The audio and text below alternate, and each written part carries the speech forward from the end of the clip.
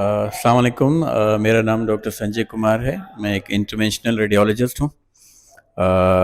रोज़मर्रा की हमारे जो हॉस्पिटल में पेशेंट्स आते हैं उनमें हम ये देखते हैं कि बहुत सारी ऐसी फीमेल्स हमारे पास, हमारी माएँ बहनें आती हैं कि जिनको पेट में दर्दें रहती हैं और उन दर्दों की बहुत कॉमन वजह होती है बच्चेदानी में रसोलियाँ, जो हमें ऐसी जो है वो औरतों में मिलती हैं जिनकी जो शादीशुदा होती हैं, जो गैर शादीशुदा होती हैं, उन दोनों में। और जिन जो बहुत कॉमन वजह हैं बच्चे ना होने की या बार बार मिसकैरेज होने की।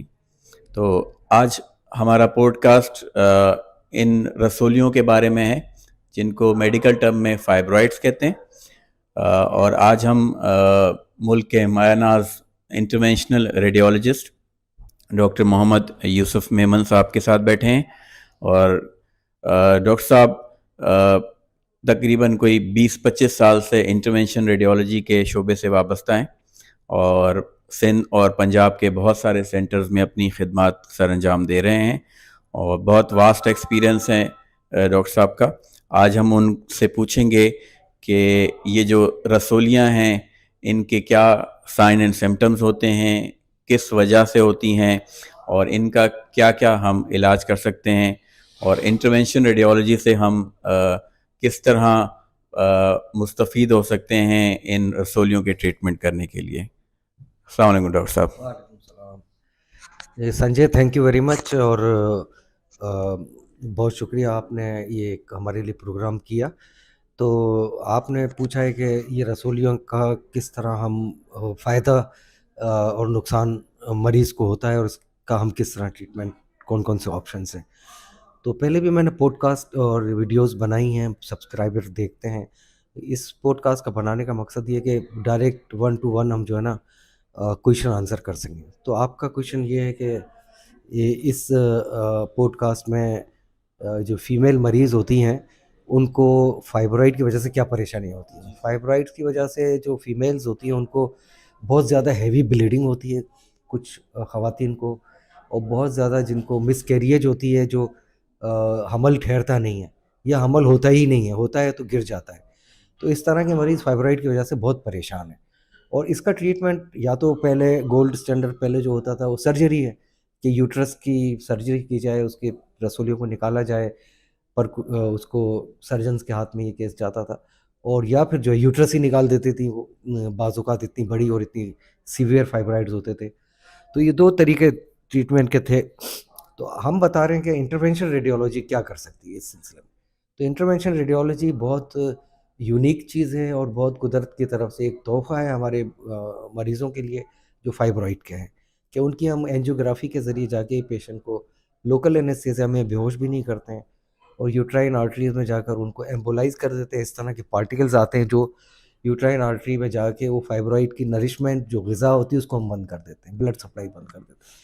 जिसके बाद वो खुद ही सूखना शुरू हो जाते हैं और 1 महीने में ही उसकी ब्लीडिंग डिसऑर्डर जो चल रहे होते हैं वो सेटल हो जाते हैं।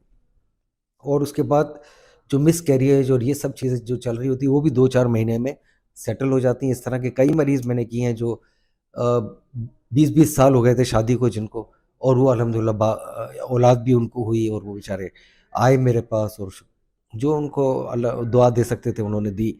तो इस तरह के पेशेंट भी मेरे पास बहुत आए हैं। और आपका सवाल था कि इसकी फर्टिलिटी, तो वो मैंने आपको बता दिया, फर्टिलिटी बड़ी अच्छी इम्प्रूव हो जाती है। और अगर आप कुछ और पूछना चाहें तो। डॉक्टर साहब, ज़्यादातर जो मरीज़ आते हैं हमारे पास, जो हमारी माएँ बहनें आती हैं, उनके कॉमन क्वेश्चन ये होते हैं कि जब आप ये प्रोसीजर करेंगे तो कितनी जल्दी हमें इसका अफाका होगा। तो इसके बारे में ज़रा थोड़ा सा बताइएगा। देखें, जो ब्लीडिंग का प्रॉब्लम है वो तो 1 महीने 1.5 महीने में सेटल हो जाती है कि एक्स्ट्रा ब्लीडिंग हो रही है, पेन हो रहा है और उसकी उसकी वजह से डाइजेस्टिव प्रॉब्लम भी हो रही होती हैं। प्रेशर होता है यूरिनरी ब्लैडर पर, मसाने पर बार बार पेशाब आ रहा होता है, रुक रहा होता है, पखाने की जगह पर कि पखाना रुक रहा होता है या कब्ज़ हो रहा होता है। ये सब चीज़ें तो 1 डेढ़ महीने में सेटल हो जाती है। जो फाइब्रॉइड के एक्चुअल साइज़ है वो टाइम लेता है सिकुड़ने में, छोटा होने में। तो वो तकरीबन 1 साल से 1.5 साल तक का टाइम होता है कि वो फाइब्रॉइड, उससे कोई लेना देना भी नहीं है। मरीज को जो है उसके सिम्टम्स, उसकी कंप्लेन ख़त्म हो गई, वो अपने टाइम पर सुकड़ता रहेगा। वो अंदर एक प्रोसेस है, उस प्रोसेस के जरिए उसकी नेक्रोसिस होगी, टिश्यू कम होगा, उसकी जो है ना वो ग्रोथ खुद ही एक तो रुक जाएगी, प्लस नेक्रोसिस की वजह से उसकी जो है ना ट्यूमर की साइज़ डिक्रीज़ होके बिल्कुल गोलियों की तरह रह जाएंगे और वो पड़े रहेंगे। उसमें कोई फिर पेशेंट को कोई उसकी वजह से परेशानी नहीं होगी। अच्छा डॉक्टर साहब, इसके अलावा जो मरीज़ हमारे पास आते हैं रोज़मर्रा ज़िंदगी में, बहुत दफ़ा तो उनका जो है वो डायग्नोज़ ही सही नहीं हुआ होता। उनको पेन हो रहे होते हैं और काफ़ी सारे डॉक्टर्स के पास जो उनके आस-पास होते हैं तो उनको दर्द की दवाइयाँ दे रहे होते हैं या फिर काफ़ी सारे, जी हाँ, जी हाँ, और इसके अलावा उनको ओरल कंट्रासेप्टिव्स पे भी रखा होता है जिसकी और कॉम्प्लिकेशंस भी बाद में उनको डेवलप होती हैं।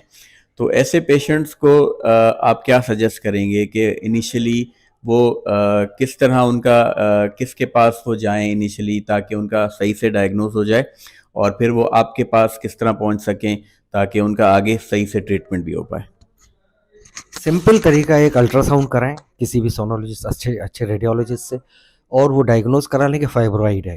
फाइब्रॉइड है, वो फिर इंटरवेंशन रेडियोलॉजी में हमारे पास आए, कहीं भी जाएं, एक सर्विस है जो कि बगैर ऑपरेशन के फाइब्रॉइड को ख़त्म करने की सर्विस है। तो वो अगर हमसे कांटेक्ट करेंगे, हम नंबर वगैरह सब शेयर करते हैं अपने, तो वो मरीज़ बहुत बड़ी सर्जरीज से बच जाते हैं, बहुत बड़े ड्रॉबैक्स जो होते हैं सर्जरी के उससे बच जाते हैं। पेशेंट का यूट्रस ही निकल जाता है, इतनी बड़ी बड़ी सर्जरियाँ होती हैं। तो अब गायनोकोलॉजिस्ट हैं, वो तो ज़ाहिर है उनका पेट लगा हुआ है, तो वो नहीं हमारी तरफ रेफ़र करती हैं या कम करती हैं। लेकिन पेशेंट को अवेयर करने का मकसद ये है कि पेशेंट सही तरीके से अपना असेसमेंट करे कि मुझे बेस्ट ट्रीटमेंट मेरा क्या है। अगर मेरा ये कम से कम कॉम्प्लिकेशन में ट्रीटमेंट हो रहा है तो वो मैं कराऊँ, या उस तरफ जाऊँ जहाँ पर बड़ी-बड़ी सर्जरियाँ हो रही हैं। तो पेशेंट की अवेयरनेस क्रिएट करना है। और अमेरिका और जो यूरोप के अंदर इस वक्त ये पोजीशन है कि अगर कोई पेशेंट को आप नहीं बता रहे हैं कि इसका इंटरवेंशन भी एक रोल है, एम्बोलाइजेशन भी एक रोल है, और सर्जरी कर लेते हैं, तो वो क्राइम के तौर पर लिया जाता है, उसके खिलाफ केस हो जाता है। तो ये हमारा कंट्री अनफॉर्चुनेटली इसमें इतना नहीं है, जो कानूनी पेचीदगियाँ हैं। तो इसमें मैं इसीलिए पॉडकास्ट कर रहा हूँ कि आम खवातीन को ये चीज़ घर पे पहुँच जाए कि ये एक ऑप्शन है ट्रीटमेंट का, इंटरवेंशन रेडियोलॉजी के ज़रिए बगैर ऑपरेशन के रसोलियों को ख़त्म करने का। उसकी वजह से जो उनको ब्लीडिंग हो रही है, उसकी वजह से मिसकैरेज हो रही है, बच्चे ज़ाया हो रहे हैं, बच्चे नहीं हो रहे हैं, ये सब चीज़ें उन तक पहुँचनी चाहिए। और सर्जरी का मैं आपको एक बताऊँ कि मायोमेक्टमी या फाइब्रॉइड निकालने के बाद भी ऐसी कई खवातीन आई जिनको दोबारा फाइब्रॉइड हो गए, फिर मैंने एम्बोलाइजेशन की।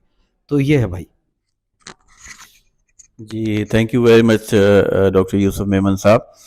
तो नाजरीन, आपने देखा कि किस तरह हम जो बच्चेदानी की रसोलियाँ हैं उनका इलाज बहुत ही सिंपल तरीके से कर सकते हैं और बहुत बड़ी बड़ी सर्जरीज से और उनके बाद होने वाली कॉम्प्लिकेशन से और एनेस्थीसिया और बेहोशी की कॉम्प्लिकेशन से बच सकते हैं और बहुत आसान तरीके से हम अपनी ज़िंदगी को आसान कर सकते हैं। बताते हैं कि पेशेंट सिर्फ 6 आवर्स के लिए हमारे पास रहता है और वो 6 घंटे के बाद अपने घर जा सकता है।